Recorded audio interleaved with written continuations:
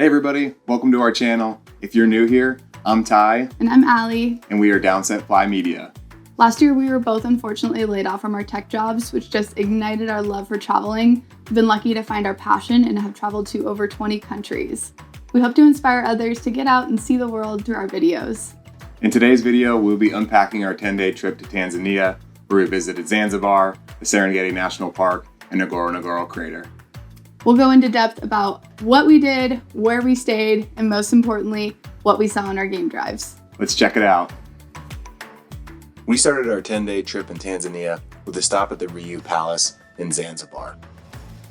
After nearly 20 hours of flying to get here, we were so excited to finally kick our shoes off and relax a little bit. We had done a lot of research leading up to our trip here, and the Riu Palace had caught our attention due to the cost, it being an all-inclusive resort, so we didn't actually even have to leave the resort, and a lot of great amenities like these beautiful pools overlooking the ocean.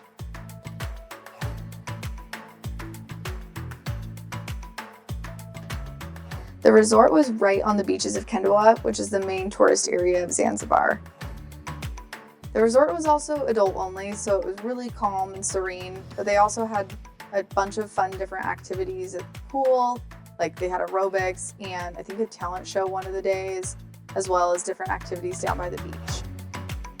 The resort was huge, but also still walkable and very, very comfortable. They had several different pools, multiple different restaurants that had various cuisines, as well as different bars in each of the main areas.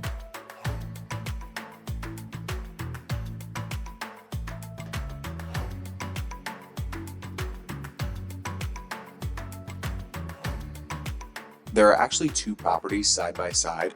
We stayed at the Riu Palace, but they have a sister property that's within walking distance called Jambo. It's really nice to be able to walk between the two properties, so you can try out different restaurants, different bars, and different activities.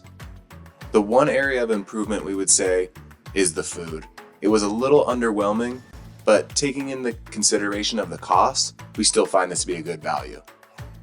After 4 nights of relaxing, we were so excited to get to the Serengeti and begin our safari adventures. We took a 6-passenger plane, which was the smallest airplane we had ever flown before, and it was a really fun experience. We also saw a bunch of animals as we were landing because we landed at the Serena airstrip, which was right in the middle of the actual Serengeti.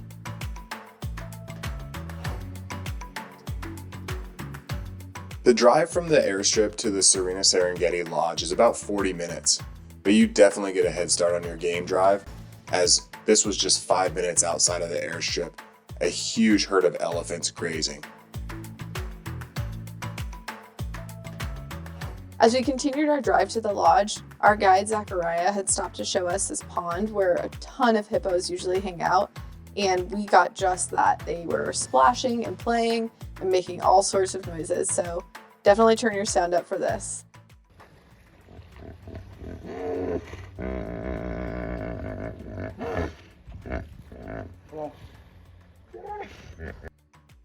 After our first visit to Africa in 2022, we could not wait to get back.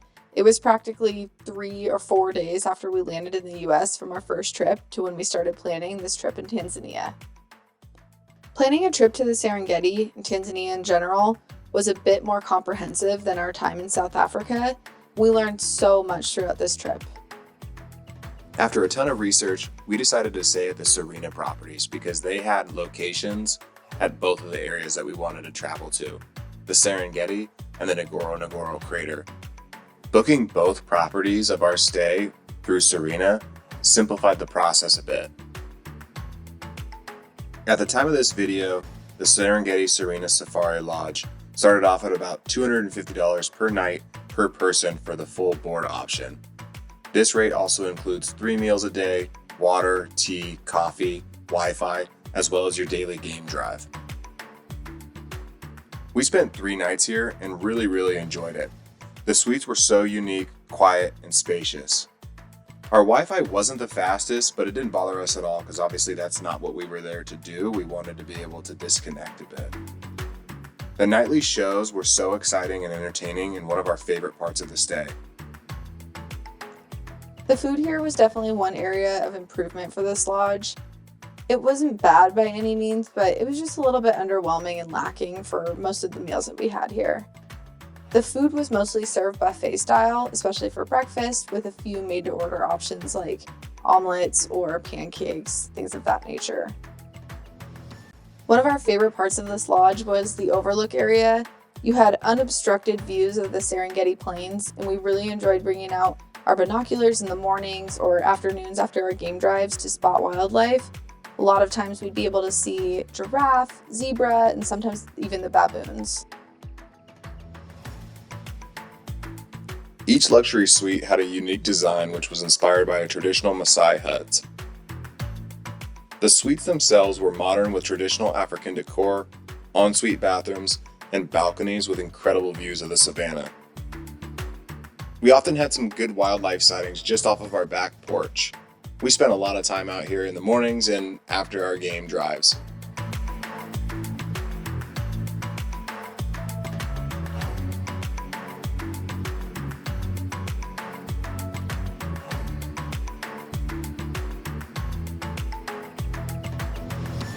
After our first night at the Serengeti Lodge, we couldn't wait to get out on our first game drive to see what nature had in store.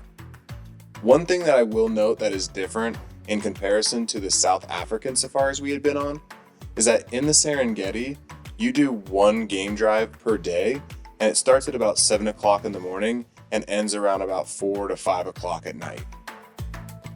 The vehicles in the Serengeti are fully enclosed, but they do have a ceiling that pops up so you can stand up and get a good viewing of the wildlife around you.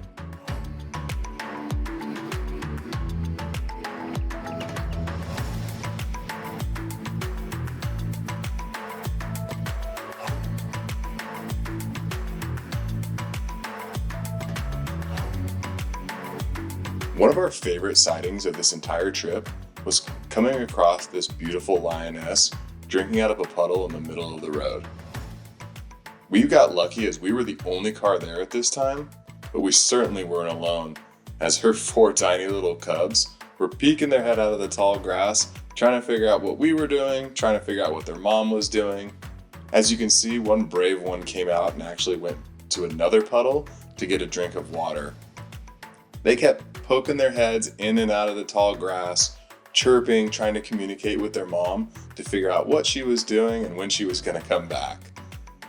They started to kind of head out of the tall grass a little bit, but then they would run back in as they were unsure about what was going on. And before we knew it, the mom was making her way back to her cubs. Listen to them communicating.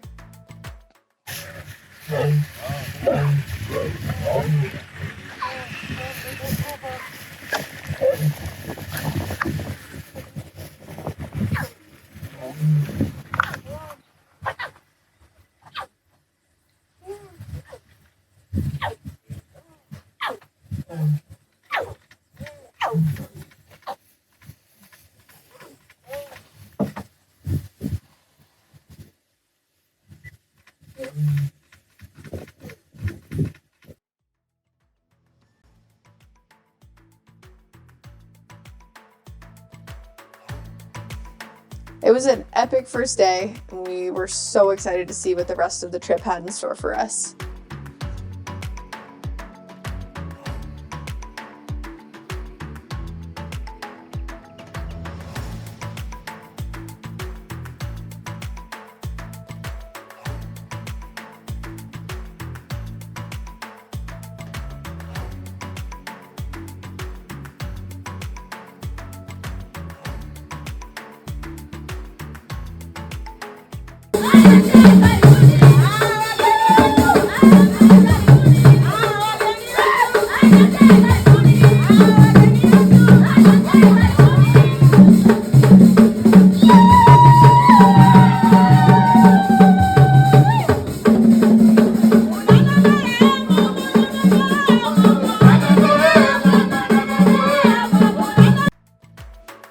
Our first day in the Serengeti was a huge success, and we couldn't wait to see what nature had in store for us for day 2.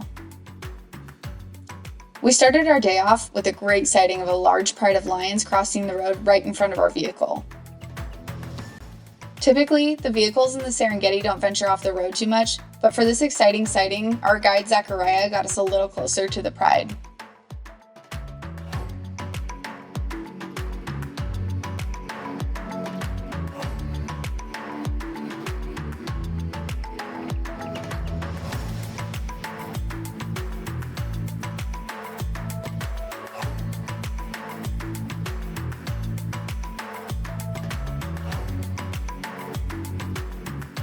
Each day around 12 o'clock, our guide took us to a unique spot for lunch.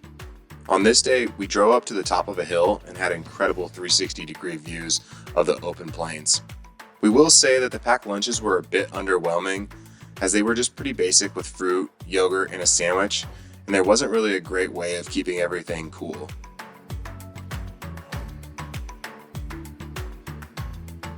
The Great Migration starts in the South Serengeti, and between January and March, nearly 500,000 wildebeest calves are born.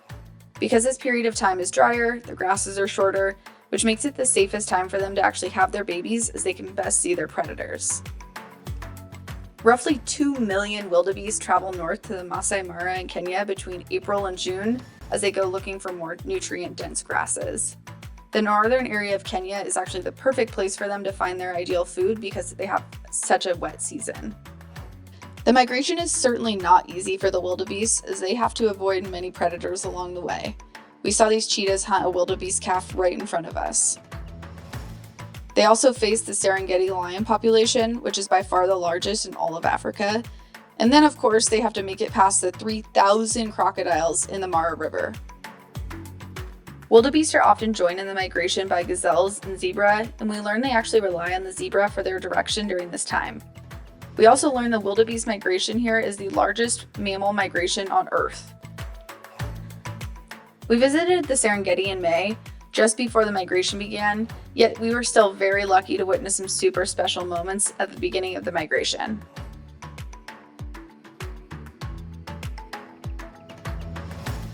As we wrapped up our stay at the Serena Serengeti Lodge, we started our way to the next part of our trip in the Ngorongoro Crater. It is about a 4-hour drive between the two lodges, but you see tons of wildlife throughout the trip and have various opportunities to make stops along the way. One of the best sightings we had during this drive was this large pride of lions and their many cubs. They were super active and walking around, which made for an amazing sighting. They had just caught a wildebeest, which they had stashed away in the bush they were all laying in, and a few of them even walked down to a small creek for a drink of water.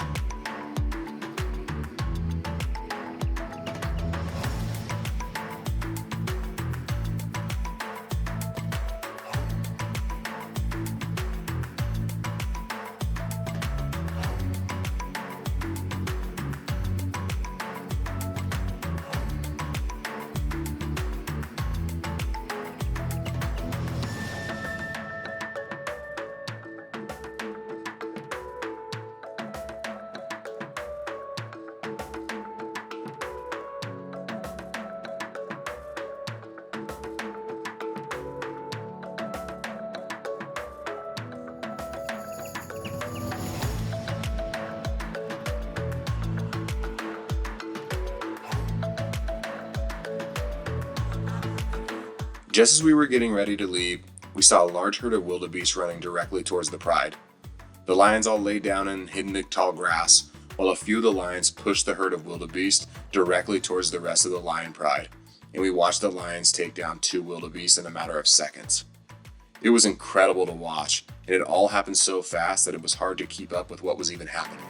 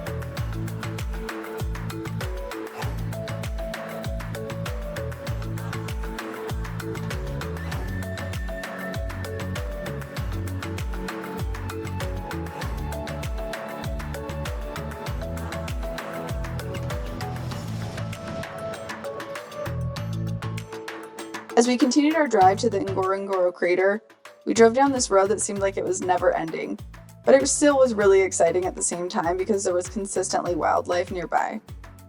We made a quick stop at the Nabi Gate, which is located on the eastern side of the Serengeti National Park and one of the most commonly used gates for entry. Our quick stop allowed us to get out, stretch our legs, and take photos at the divide between the Serengeti National Park and the Ngorongoro Crater Conservation Area.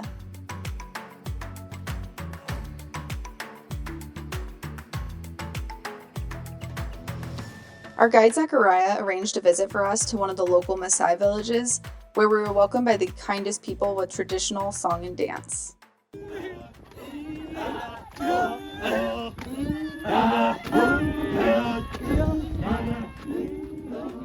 The Maasai community is renowned for its traditions and customs, like their vibrant clothing, unique hairstyles, and jewelry. Their cattle herding and impressive dance skills further contribute to their global popularity. They are also semi-nomadic, and during our visit we learned that they move location every 3 months.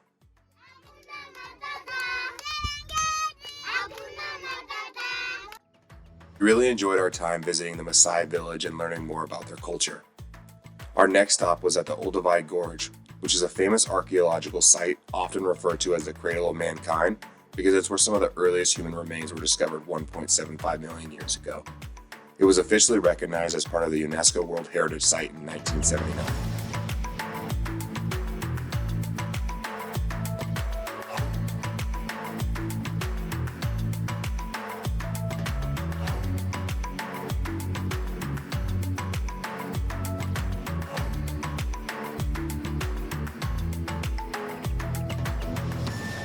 After an exciting day, we arrived at the Ngorongoro Serena Lodge where we stayed for 3 nights. It was significantly cooler here because of the altitude, which was a nice change from the hot Serengeti days. The lodge was set right on the crater's rim and the views were incredible. The lodge itself was by far the nicest of the 3 places we'd stayed in Tanzania. At the time of this video, the Ngorongoro Serena Safari Lodge offers rooms starting at $250 per night per person for the full board option. This rate includes 3 meals a day, water, tea, and coffee, as well as Wi-Fi. Our game drives were built into our total rate. However, it's possible to book them separate if you don't want to go on a full game drive every day that you're there. It's about $100 per person for a half-day game drive in the crater, and about $180 per person for a full day.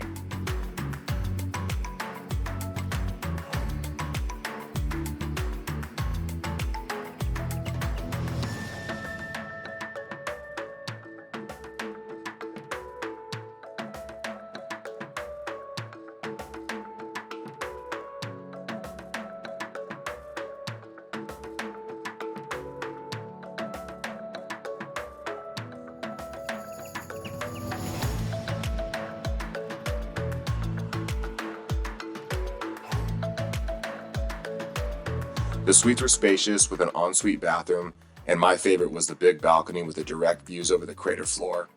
We were able to see a ton of wildlife just from our balcony alone.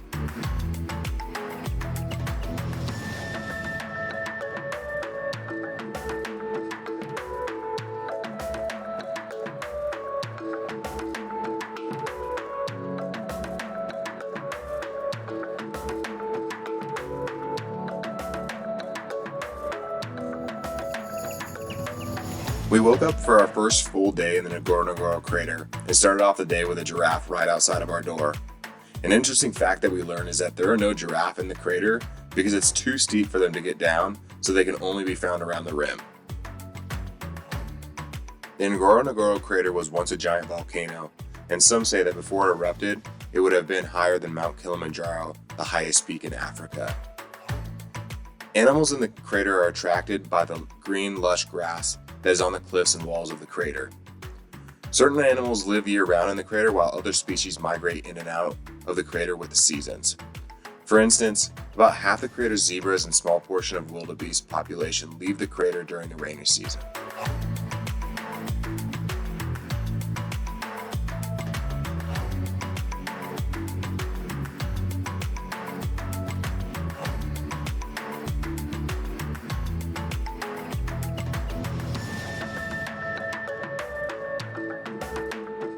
If your goal is to see lions on a safari, you need to organize a trip to the Ngorongoro Crater.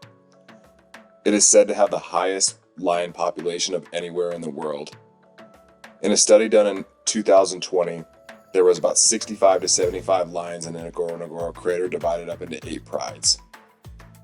In comparison, it has more lions per square kilometer than both the Serengeti National Park and the famous Kruger National Park.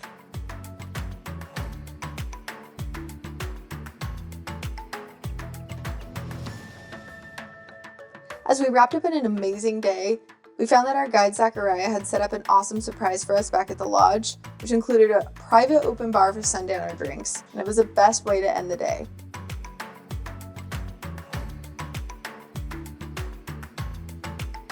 The Ngorongoro Crater formed over 2 million years ago and is the largest inactive, intact, and unfilled volcanic caldera on the Earth. Its impressive size, depth, and diverse wildlife make it one of the world's most remarkable natural landmarks. In 2013, it was recognized as one of Africa's 7 natural wonders. As we were wrapping up our trip, one of the last sightings we had was an extremely special one. We spotted a few of the super tusker elephants off in the distance. These elephants are known for their extremely large tusks, which unfortunately heightens their risk of poaching, and there's estimated to only be about 24 of them left in the world. We didn't get any great video of them because they of course were farther away, but it was truly remarkable to see them in person.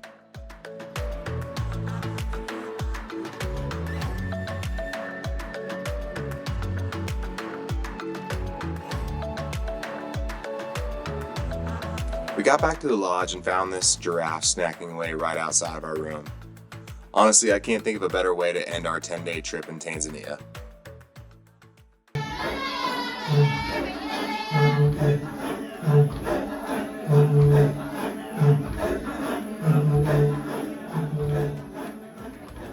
If you enjoyed this video, please like and subscribe. Your support means so much to us. We'll also be sharing more in-depth videos here soon, as well as on our Instagram and TikTok at DownsetFlyMedia, so make sure to tune in. Thanks for watching!